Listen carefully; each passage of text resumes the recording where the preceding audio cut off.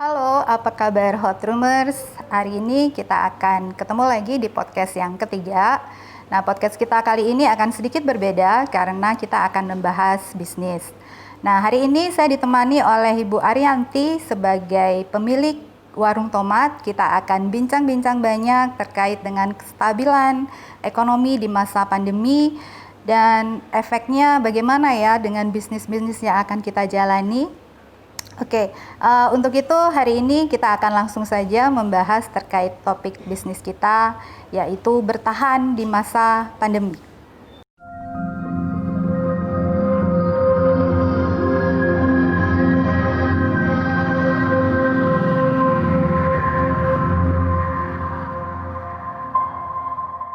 Podcast ini didukung oleh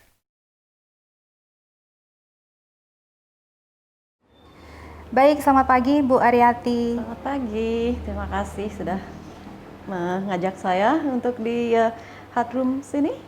Sama-sama. Hari ini kita bincang-bincang terkait dengan bisnis Ibu ya. Jadi Ibu mungkin sudah lama bergelut dalam bidang bisnis. Kemudian saya juga mendengar beberapa CV Ibu terkait dengan perusahaan yang Ibu pernah bekerja di sana. Jadi bisa sharing-sharing ke kita terkait dengan bagaimana sih cara mengelola bisnis. Nah, sebelum kita masuk ke sana, kita akan kaitkan dulu dengan situasi kita sekarang, Ibu ya.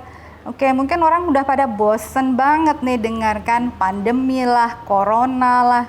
Ya, yang memang membuat perekonomian kita banyak melambat, bukan sedikit melambat. Setahu saya banyak melambat. Ya, Kenapa? Karena kita tahu PHK itu di mana-mana ya. Otomatis mereka kehilangan pekerjaan, otomatis penghasilan yang berkurang, yang harus memutar otak untuk bisa hidup gitu. Nah, salah satunya adalah dengan berbisnis tentu saja. Oke, mungkin yang pertama bisa Ibu sharing dulu nih, bagaimana sih kondisi perekonomian kita di masa pandemi ini? Karena setahu saya bahwa pemerintah juga melakukan beberapa program kegiatan-kegiatan untuk membuat perekonomian kita semakin bergerak ya Ibu ya. Ya, bagaimana pendapat Ibu terkait dengan kondisi kita sekarang ini? Bu Trisna tadi bilang ini kita lambat ya, ini udah benar-benar hampir berhenti ya. Maksudnya memang sudah krisis ya. Saya mau bicara sedikit tentang statistik dari Badan Pusat Statistik ya, dari pusat. Memang di produksi domestik bruto di kuartal ketiga itu sudah minus 3,49%. Jadi kalau kita bicara soal lambat, ini sudah bukan lambat lagi karena kita betul. sudah minus. Dan itu sudah resmi, pemerintah sudah mengatakan resmi kita masuk ke jurang resesi. Ya, karena kita sudah berada di 2 kuartal berturut-turut Ibu ya, mengalami minus.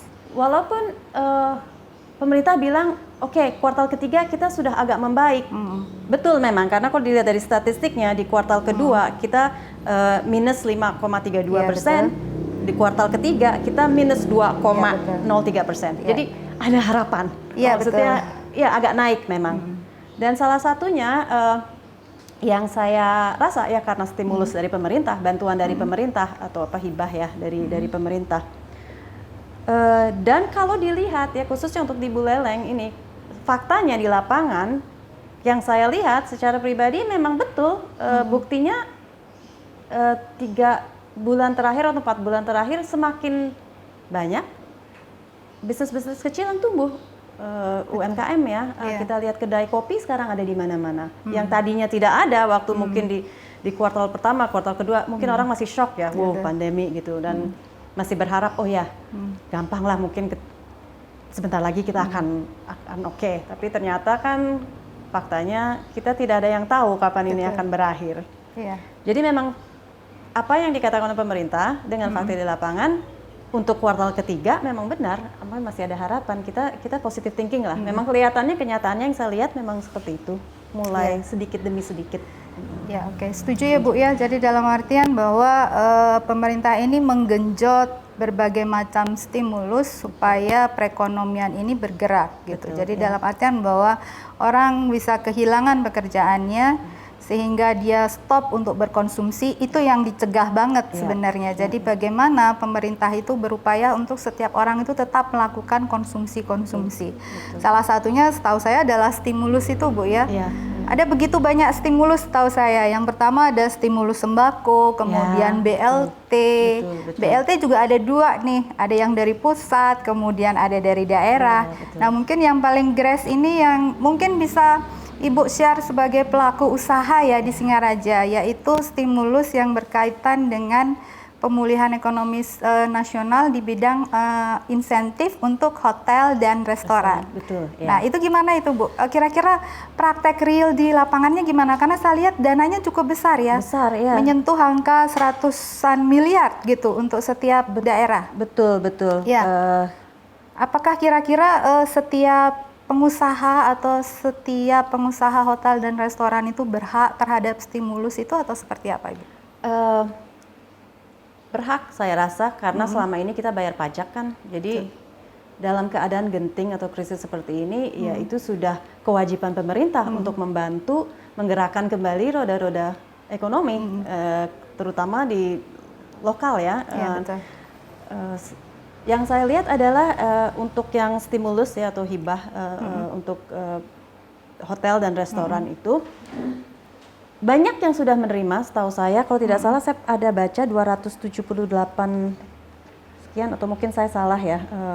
Tapi pokoknya di atas 200, jumlahnya cukup luas.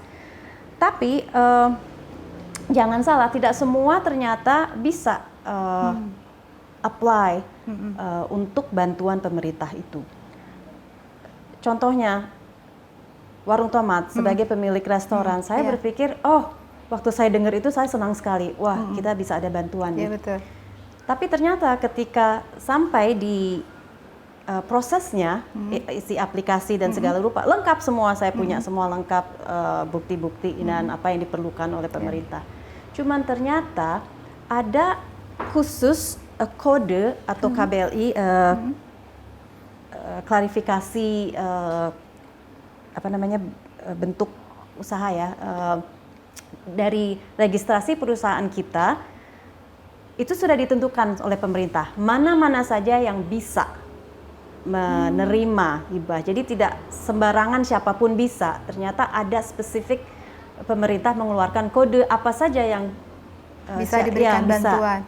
Itu informasinya memang disebarluaskan Ibu atau memang kita harus mencari usaha sendiri untuk mencari informasi dan tersebut? Dan itu salah satunya juga yang mungkin agak kurang jelas ya untuk terutama untuk UMKM atau pengusaha kecil yang mungkin tidak terlalu bersosialisasi dengan sesama pengusaha atau apa, kan kita banyak sekali ya, kita sibuk dengan masing-masing pekerjaan kita untuk bertahan.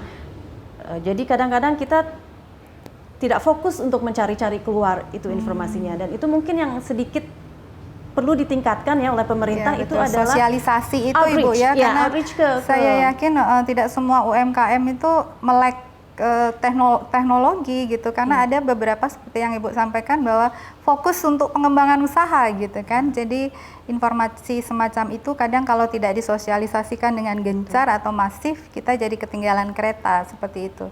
Tapi kalau boleh tahu, Ibu tahu informasinya dari mana itu Bu? Itu dia. Kebetulan teman, jadi kita kebetulan lagi makan siang, ketemu temannya teman yang punya hotel di Pemutaran. Jadi dia tanya, Ibu sudah isi aplikasi, hari Senin itu deadline-nya, dan pada hari itu hari Jumat. Wow. Hari Senin dalam jam 10 waktu 3 hari pagi. itu ya. Ya saya baca, tapi kan belum disosialisasikan. Oh enggak Bu, itu sudah deadline hari Senin. Wah, langsung saya kalang kabut kan. Iya betul. Untung dia membantu semua dengan persyaratan. Jadi ya seperti itu karena kebetulan. Tapi seharusnya tidak seperti itu, harusnya memang dijelaskan. Saya baca memang beritanya di mana-mana ada bantuan dari pemerintah, pemerintah mengeluarkan bantuan ya untuk hotel dan restoran. Cuman secara faktanya tidak terlalu didengar mungkin ya, tidak untuk semua orang. Oke.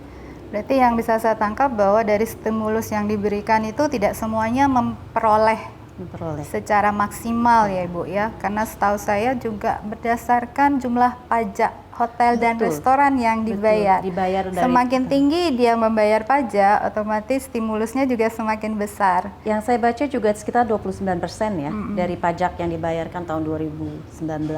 Tapi saya tidak tahu apakah ada minimum thresholdnya, maksudnya harus berapa kita bayar pajak supaya bisa mendapatkan itu. Saya tidak tahu. Itu pun saya coba cari di internet ya, maksudnya di situs-situs pemerintah. Cuman karena terlalu banyak, kadang-kadang saya tuh berharap pemerintah bisa membantu sedikit untuk pengusaha-pengusaha seperti kami. Dibuat sedikit simple, terutama untuk orang-orang yang mungkin tidak sering membaca-baca atau tidak terlalu paham dengan istilah-istilah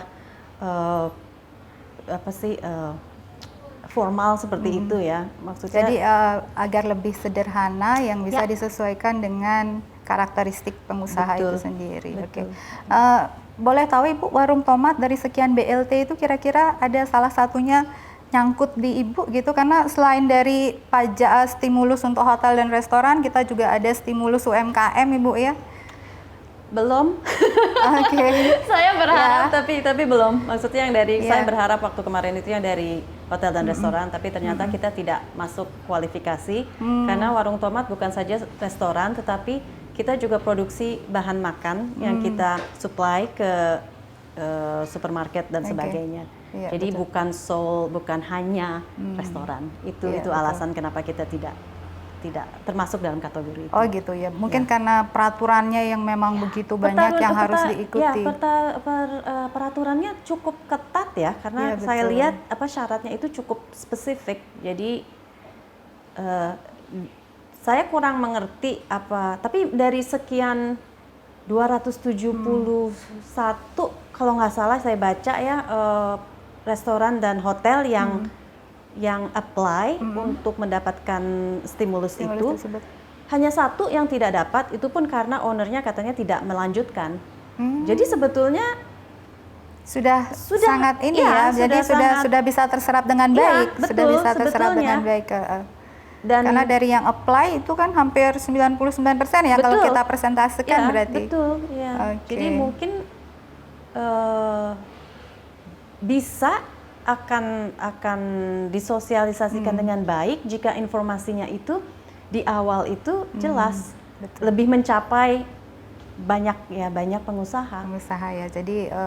Jadi harus lebih gencar, lebih tertata mungkin ya untuk melakukan sosialisasi agar mengena kepada seluruh lapisan UMKM. Betul, ya. Karena tidak semua UMKM juga seperti yang kita sampaikan tadi melek teknologi, atau mungkin sekarang bagi UMKM yang belum melek teknologi mau tidak mau harus melek ya. teknologi. Betul, Harus melek teknologi karena saya pikir semua informasi ada di situ gitu Ibu ya. Oke, kita akan lanjut lagi ngobrol Ibu terkait dengan bisnis di masa pandemi. Tadi kita sudah lihat bincang-bincang terkait dengan ekonomi makro, mikro ya. Jadi stimulus pemerintah yang sudah diberikan, kemudian keterserapannya ke dalam UMKM. Nah, sekarang dari UMKM itu sendiri gitu.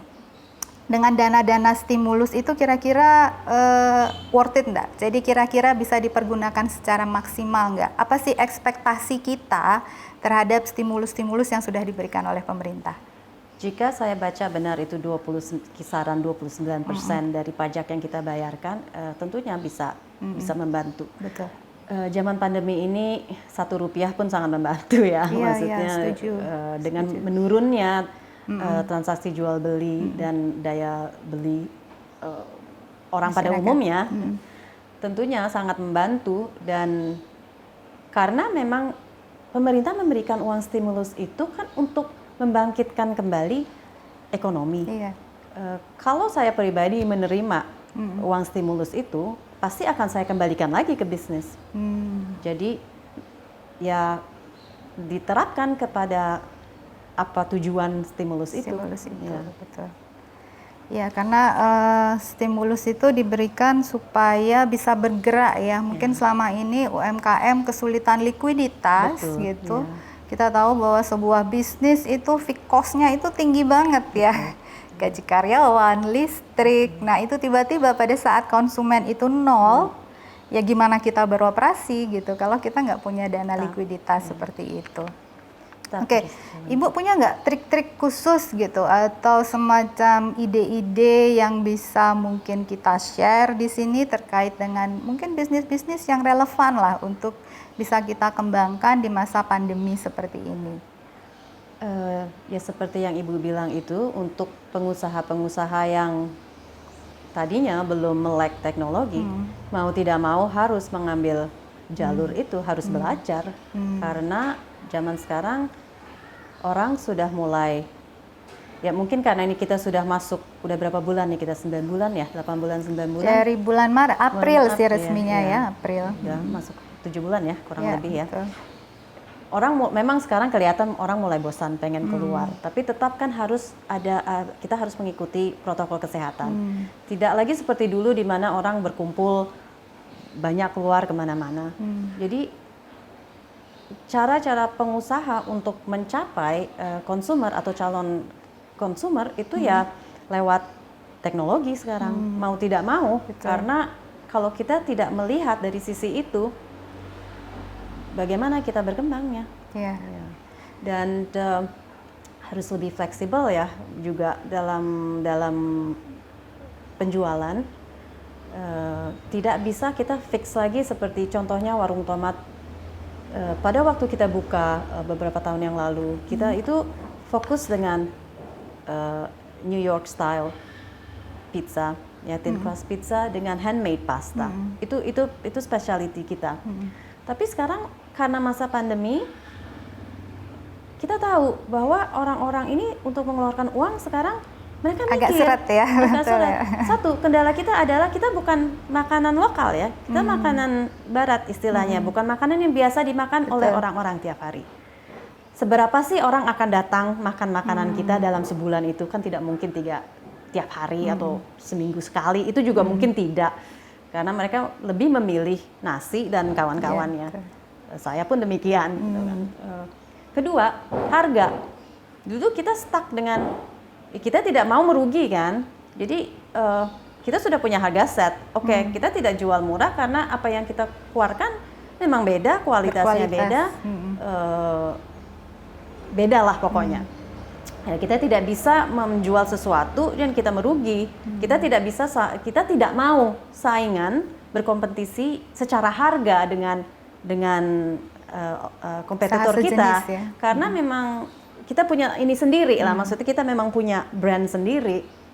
Sekarang kita tidak bisa seperti itu lagi, karena kita mau stuck dengan pola pemikiran seperti itu. Oh ya sudah, kamu ketinggalan kereta. Karena yang lain-lain tiba-tiba muncul 100 orang jualan pizza, jualan pasta. Terus gimana? Kita harus seperti apa? Yaitu kita harus fleksibel, kita harus mengikuti. Kita harus kreatif, kita harus punya ide bagaimana kita bisa mengeluarkan produk-produk kita yang berbeda, tapi tetap menjaga kualitas kita, tetap menjaga reputasi kita, tapi dengan harga yang lebih rendah.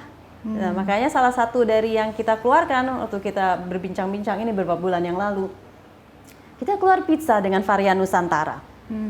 Contohnya kita bikin pizza sambal mata, kita bikin pizza rendang, atau pizza soto mungkin ya, sate. Jadi itu kan lebih masuk ke ini kita. Dan Lidah kita juga Indonesia. mencari karena bahan-bahannya sudah bahan-bahan yang lokal ya, jadinya harga pun bisa jadi turun. Jadi sebangsa itulah kita keluarkan nasi yang tadinya kita tidak ada.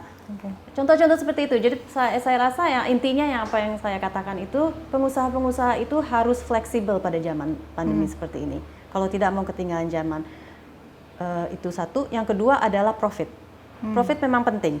Tapi pada zaman ini kita di mana kita sudah ada di jurang resesi, kita sudah bisa bertahan saja, impas, itu sudah bagus. Jadi ekspektasi itu maksud saya. Jangan muluk-muluk. Yang dulu mungkin kita punya target, punya goal, sales. Oh, saya harus dapat sekian, punya profit 200% dari pengeluaran saya. Itu sudah turunkan ekspektasi. Menarik sekali Bu ya, jadi Ibu bisa share terkait dengan pengalaman mengelola warung tomat yang naik turunnya itu pasti ada gitu ya. Saya ini juga beberapa pertanyaan yang kemarin juga sempat disampaikan ke saya. Ada nggak batas waktu ya Bu ya?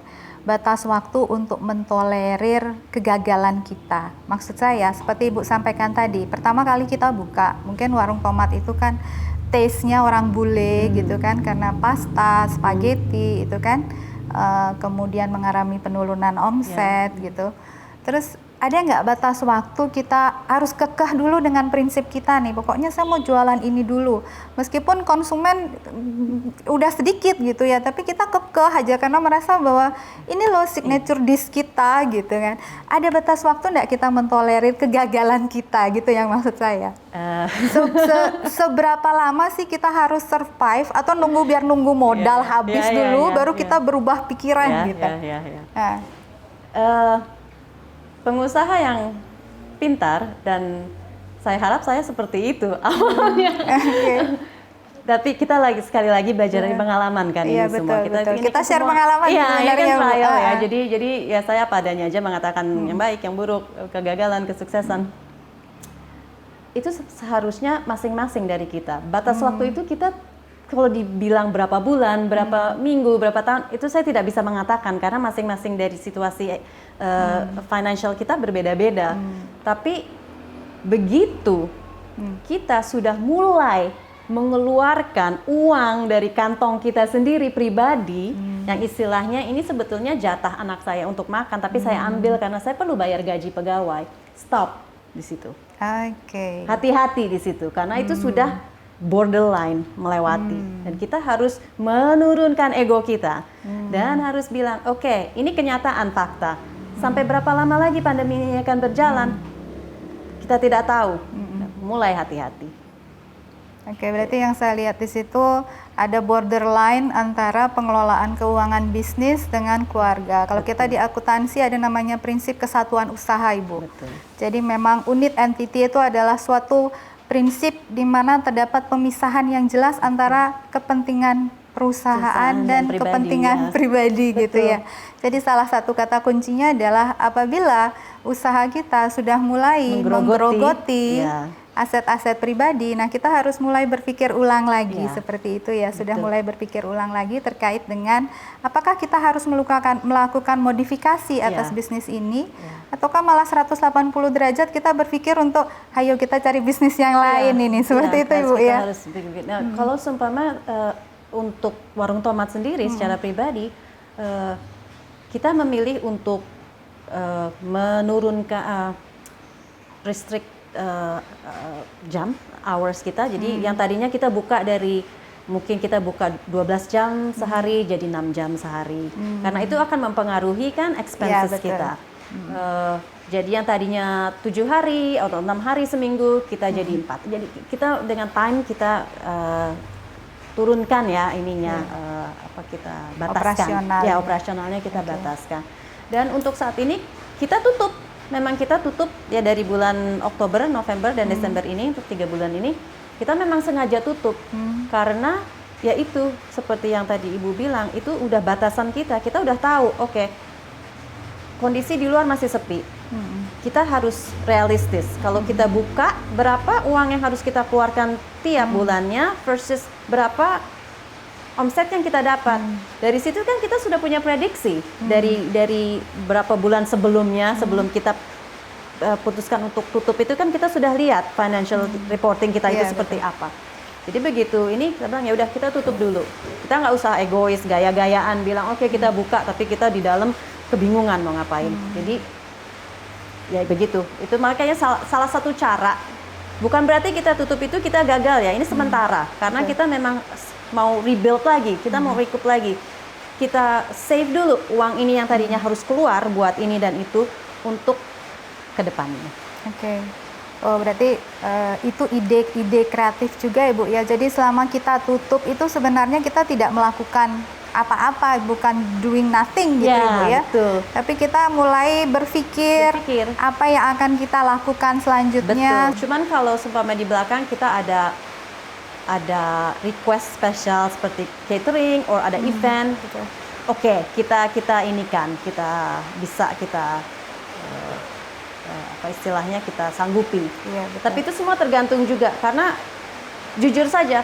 Jadi kita setiap mau melakukan sesuatu itu sebagai pebisnis kita harus lihat setidaknya impas nggak, setidaknya saya bisa bayar overhead expenses saya, setidaknya apakah saya bisa bayar listrik dan sebagainya, dan bisakah saya bayar karyawan. Itu aja kan, maksudnya pada saat ini kita tidak memikirkan profit karena ya seperti yang saya bilang, untuk bertahan saja kita itu sudah hebat. Iya betul, emang itu yang saya dengar sekarang Ibu, orang berbisnis itu biar ada dimakan sehari-hari gitu. Jadi orang itu kalau suka ngantar catering ke saya atau saya belanja online, nah paune hidup aja Ya, gitu. Jadi betul. biar dapur itu terus ngebul jalan. meskipun sehari dapat 50.000, 60.000. Ya, Jadi betul. itu yang mereka kejar gitu. Betul. Hariannya yang mereka kejar. Betul. Seperti itu Ibu ya. Ya, kurang lebih seperti itu. Ya, mungkin satu pertanyaan lagi Bu. Dari sekian banyak bisnis ya Ibu ya, sekian banyak bisnis, kuliner, kemudian ada, oke kalau yang kecil-kecil ya ada kuliner, kemudian ada toko toko busana gitu Iya. misalkan, department store gitu. Apa sih yang mendorong Ibu itu tertarik untuk masuk di kuliner? Suami saya. Oke, jadi Ibu berarti pintar masak nih. Saya tidak terlalu, yang chef itu suami justru. Oh, Karena gitu. waktu kita tinggal di Amerika, dia punya restoran Itali selama 30 tahun. Jadi sebetulnya kita buka warung tomat itu untuk membuka lapangan kerja di Buleleng. Awalnya seperti itu, karena sebetulnya Iya. kita itu udah istilahnya pensiun dini pada saat kita Oke. pindah ke Bali, ke Buleleng 9 tahun yang lalu. Jadi itu awalnya. Tapi memang saya suka makan sih. Jadi Oke ya. Jadi ada passion Selalu. makanan di Iya, situ ada ya, dari apresiasi dengan ada makanan. passion makanan di Iya. situ, dan suami ternyata seorang chef ya Ibu. betul ya. Oke, aduh Ibu enak banget gitu, nggak usah masak tiba-tiba masakan udah ada gitu ya. Ibu salah satu alasan saya menikahi. Iya, oke. Itu terkait dengan bisnis, kemudian prospek, ide bisnis di masa pandemi gitu ya, yang kita tahu bahwa sangat sulit memang sekarang, tetapi bukan berarti kita harus menyerah, kemudian menurunkan standar hidup. Gimana itu kira-kira Bu ya? Susah mungkin ya untuk kebanyakan orang yang sudah Betul. biasa hidup tertentu, Mapan level ya. tertentu yang Oke. hidup mapan yang biasa Ya. ini. Kami sendiri, ini saya cerita sedikit ya pribadi, kami sendiri juga harus seperti itu. Maksudnya saya sendiri harus seperti itu. Yang tadinya kita biasa naik mobil ke sana kemari, jadi sekarang oke naik motor aja. Karena kita mencoba mengurangi bensin, istilahnya Iya, seperti itu. betul. Mau tidak mau ya Mau Bu tidak ya? mau kan Mau tidak terpaksa. mau ya. Yang biasanya AC mungkin nyala 24 jam sehari, sekarang Jadi tidak lagi melakukan seperti penghematan itu. juga sebenarnya, jadi. Sebetulnya bagus karena banyak sekali hikmahnya sebetulnya ya Bu ya masa pandemi ini. Karena kita jadi kembali lagi ke basic, kita kembali lagi hanya melakukan hal-hal yang memang harus dilakukan. Jadi banyak orang yang tidak lagi melakukan pemborosan. Ya, Banyak betul. lagi orang yang jadi lebih aware dengan lingkungan. Betul. Sebenarnya banyak hikmahnya ya. Saya juga sempat membaca artikel itu, dia bilang gini gitu, dulu selama pandemi saya tidak pernah punya saving gitu. Tapi entah kenapa selama pandemi ini dia punya saving Iya. meskipun nggak banyak. Betul. Tapi alasannya ternyata sebelum pandemi dia begitu banyak menikmati hidup.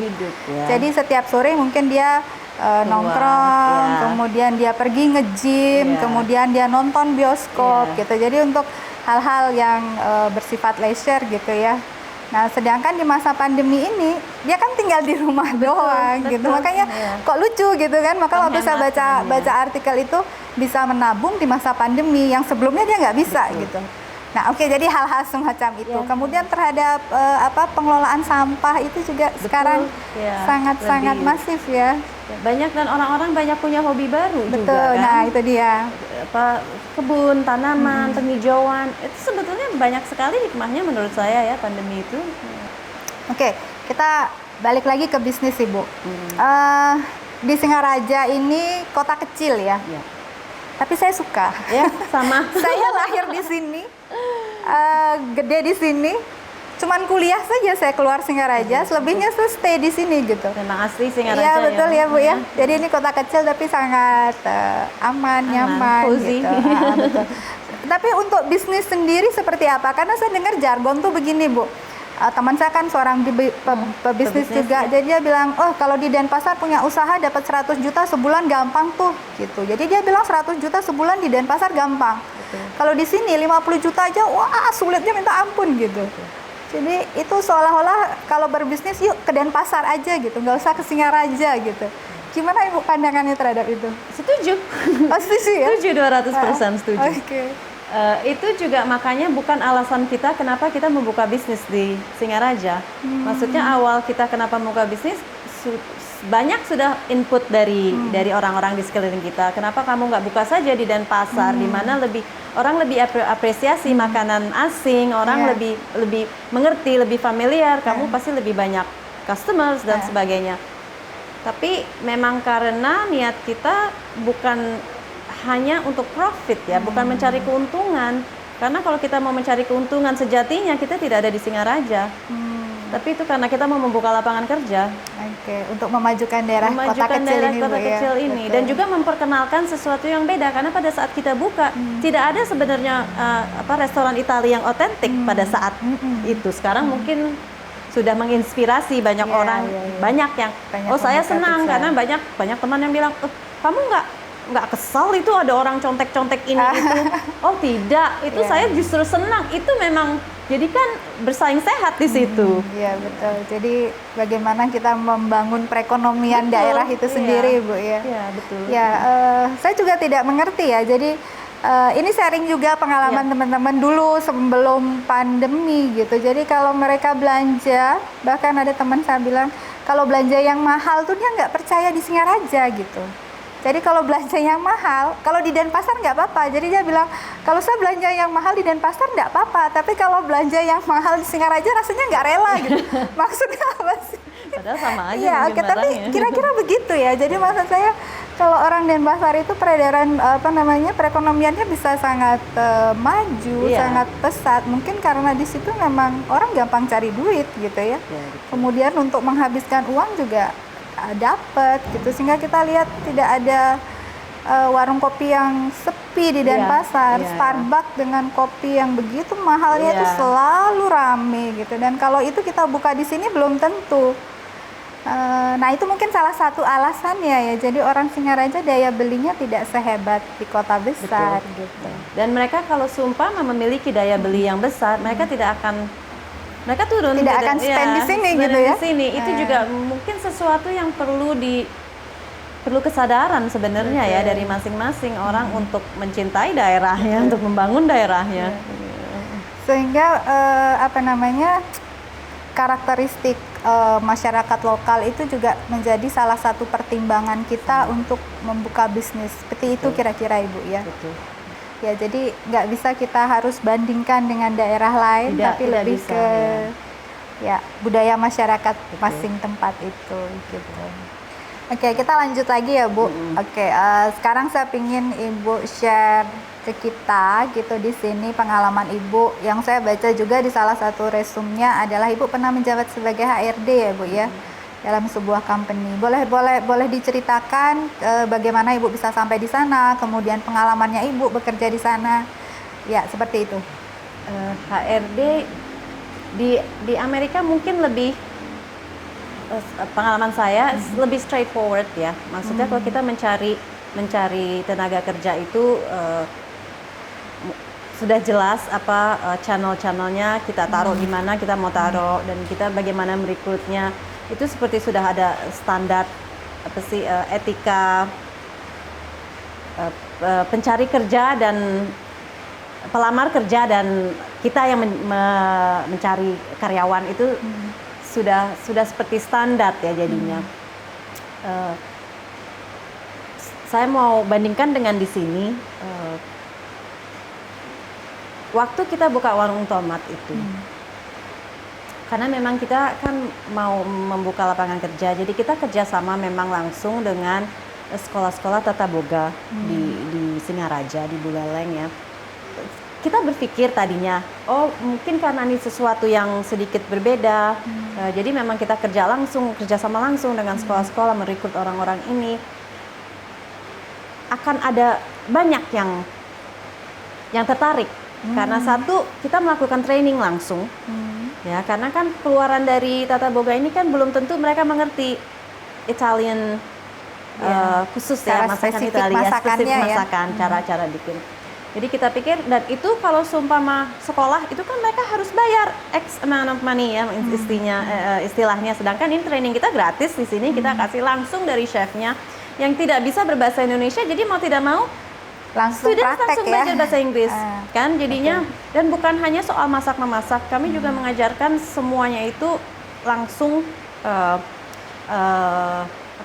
praktek ya, maksudnya praktek lapangan langsung.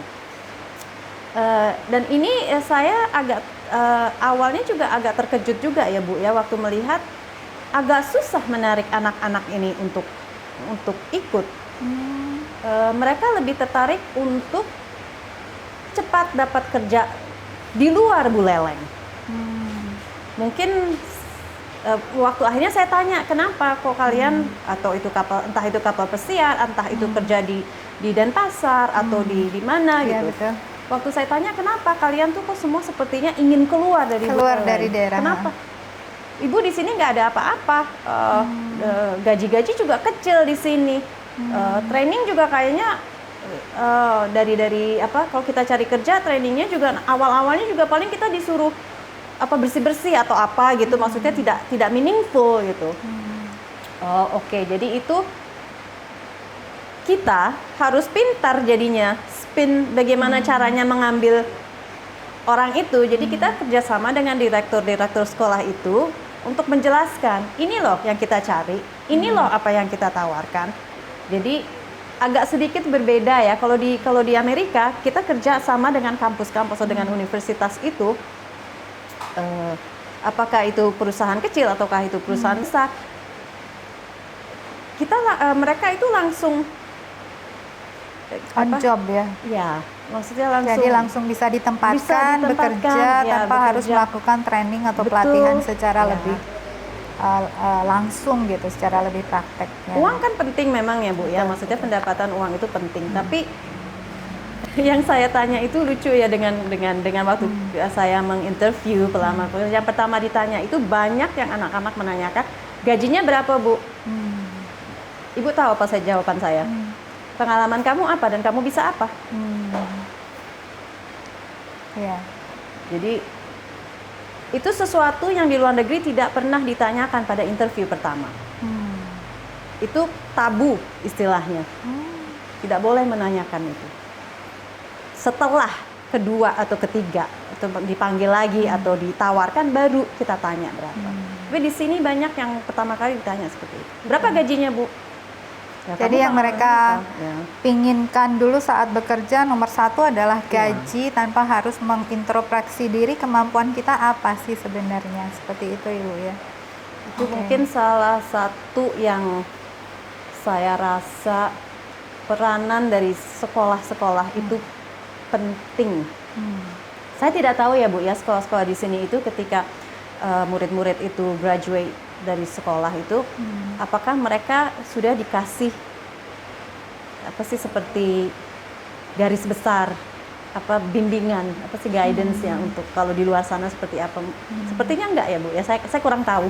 Ya karena tergantung sekolahnya sih Bu, kan kadang-kadang ada beberapa sekolah yang misalkan sekolah pariwisata, kursus itu biasanya pendidikan kepribadian ya, semacam itu biasanya disampaikan sih ya. Mungkin ya ada beberapa etika juga yang mungkin kadang-kadang itu seolah-olah sudah menjadi sesuatu yang baku, bahwa oke, kita kerja harus dapat duit nih gitu ya. Meskipun kadang-kadang memang uang itu kan sangat berhubungan itu dengan apa yang bisa kita sumbangkan sebenarnya. Jadi apa yang kita bisa atau kemampuan yang bisa kita sumbangkan ke perusahaan tersebut, dan itu akan dibayar sesuai dengan kapasitasnya, seperti itu. Oke, jadi memang ada perbedaan karakteristik itu Ibu ya. Ada perbedaan karakteristik budaya tenaga kerja kita dengan di luar gitu. Tapi bukan berarti juga itu salah sih Bu ya. Jadi menurut saya tidak salah. Betul. Karena memang apa sih ya, kebudayaannya seperti itu mungkin karena beda-beda aja, dan makanya mungkin memang diperlukan pendidikan dari awal ya. Karena seperti itu kan mungkin sudah dari turun menurun ya, maksudnya betul. Orang tua kita, nenek kita, kakek kita semua itu udah mengatakan ya ini apa tujuan kita kerja itu apa gitu kan. Tapi mungkin dengan generasi berikutnya itu sudah bisa ditanamkan dari awal, dari kecil, karena something like that, seperti itu tuh bukan sesuatu yang datang setelah kita besar. Betul. Itu kan harus ditanamkan, menghargai, mengapresiasi sesuatu. Setiap rupiah itu kan harus ditanam dari kecil. Ya, jadi setuju sih itu Bu. Jadi dalam artian bahwa kita itu tidak langsung tiba-tiba gede ya. Ya, betul. Ya. Jadi semua itu butuh proses sebenarnya, dan Betul, bagaimana setiap anak itu bisa menjalani prosesnya itu yang lebih penting. Kalau kita ujung-ujungnya nanti juga kan akan membangun perekonomian juga kan, Betul. maksudnya perekonomian keluarga, perekonomian daerah atau apapun itu. Ya. Jadi bisa disimpulkan mungkin topik kita hari ini yaitu terkait dengan kestabilan ekonomi di masa pandemi. Mampukah kita bertahan? Kira-kira gimana nih Bu jawabannya? Mampu kita bertahan. Ya, Saya okay. positif, mampu Betul. kita bertahan. Ya sih, jadi Ya. kalau ada tema terkait dengan pertanyaan selalu ke arahnya positif sih Bu ya. Jadi harus gitu. Jadi maksudnya mampukah kita bertahan? Ya itu harus mampu. Jadi dalam artian dikembalikan lagi ke karakteristik kita. Tadi kita udah sharing banyak hal bagaimana kita bisa berbisnis di tengah masa pandemi. Yang pertama adalah tetapkan tujuan. Kemudian hargai setiap rupiah itu, karena kita nggak bisa juga ekspektasi kita terlalu tinggi. Realitanya. Jadi Ibu tadi bilang dapat BEP pun it's okay, itu sudah bagus gitu ya. Jadi bagaimana bisnis itu bisa berjalan meskipun dengan profit yang minim. Atau even maksudnya tidak ada profit sedikit pun, yang penting kita bertahan, kita tidak jatuh. Ya, kita masih bisa makan istilahnya sehari-hari. Iya, oke, betul, setuju. Terus yang berikutnya adalah harus menggali ide-ide kreatif apa gitu. Jadi kalau misalkan kita menemui jalan buntu terhadap bisnis kita nggak bisa kekeh untuk melakukan itu. Jadi kita harus memutar otak, mengembangkan ide-ide kreatif yang terkait dengan bisnis kita. Terima kasih, mungkin itu topik kita hari ini terkait dengan bisnis di masa pandemi. Saya berpikir bahwa bisnis di masa pandemi ini sangat enak atau sangat tidak akan ada habis-habisnya untuk kita bahas ya. Tapi yang terpenting bahwa kita tinggal di Singaraja, jadi bisnis yang akan digeluti sesuaikanlah dengan karakteristik orang Singaraja atau sesuaikanlah dengan karakteristik di mana kita berbisnis. Dengan begitu semoga bisnis yang dijalani tetap bisa berjalan dan keep happy and keep healthy.